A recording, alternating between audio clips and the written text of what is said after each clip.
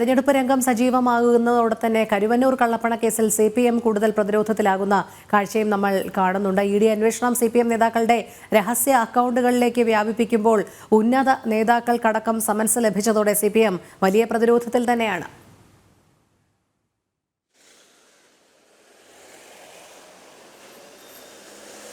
രോഹിണി, കരുവന്നൂർ സഹകരണ ബാങ്ക് കേസിന്റെ അന്വേഷണം അതിന്റെ രണ്ടാം ഘട്ടത്തിൽ പുരോഗമിച്ചുകൊണ്ടിരിക്കുകയാണ്.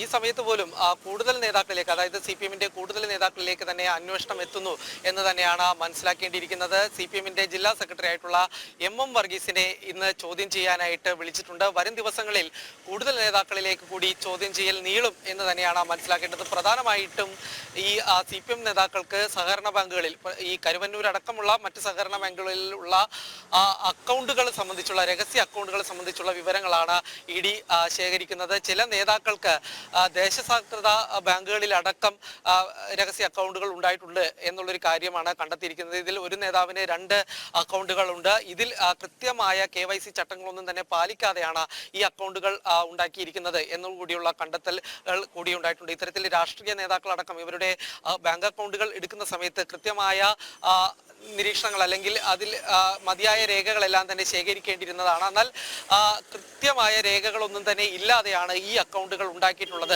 എന്നുള്ളൊരു കാര്യമാണ് തന്നെയാണ് പ്രധാനമായിട്ടും ED കണ്ടെത്തിയിരിക്കുന്നത്.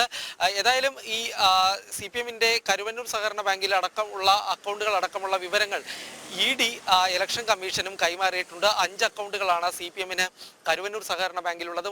ഇതിൽ 72 ലക്ഷം രൂപയുടെ നിക്ഷേപമുണ്ട് എന്നുള്ളൊരു കണ്ടെത്തലും ED ഇലക്ഷൻ കമ്മീഷന് പങ്കുവച്ചിട്ടുണ്ട്.